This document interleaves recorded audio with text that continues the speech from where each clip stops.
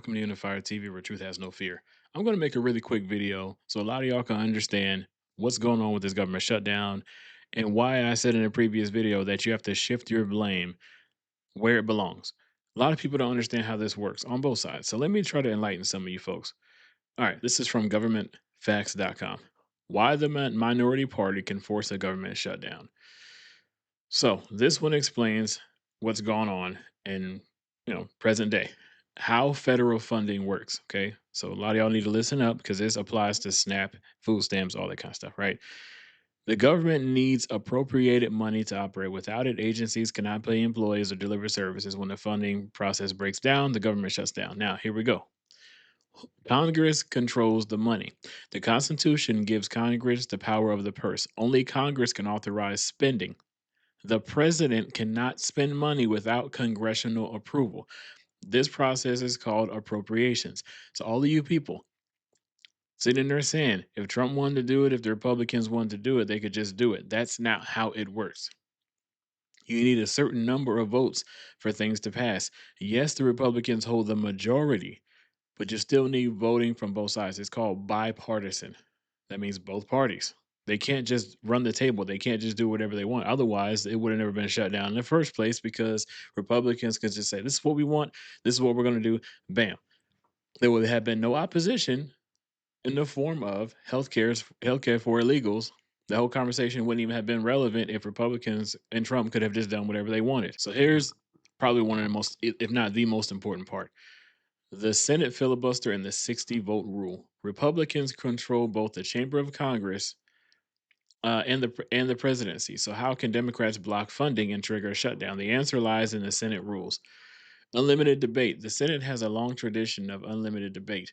Any senator or group of senators can speak as long as they wish on a topic, preventing a bill from coming to a vote.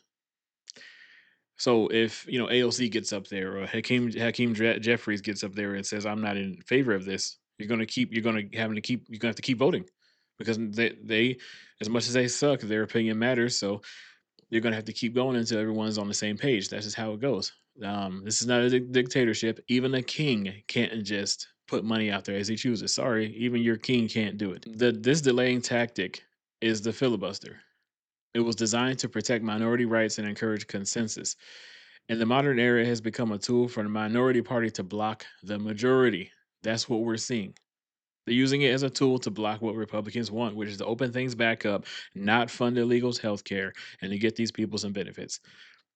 Breaking a filibuster. The only way to end the filibuster is through cloture. Anyway, help me with that. I don't know what that is.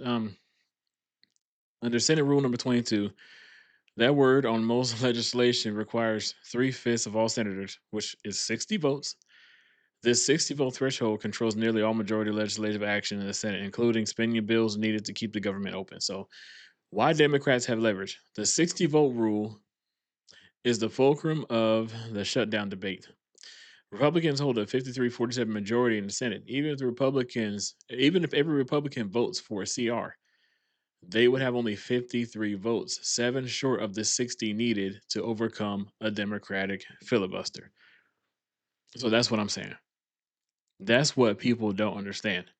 Just because the Republicans hold the majority in both the House and the Senate, they cannot just push what they want. They need 60 total votes. We only have 53 seats.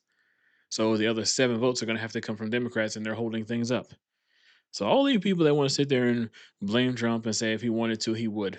He can't. He literally can't, and he has tried. That's something you people don't choose to research, but he has tried. He has done his best. So many people take it as if I'm not sympathetic or empathetic towards those who are struggling. I definitely am. I grew up needing those things, and we didn't stay on it for long. But the assistance is there for us who pay taxes, and it's not there for illegals. I'm sorry, it is what it is. So until this shady bill that the Democrats want to pass gets fixed, unfortunately, families may continue to suffer.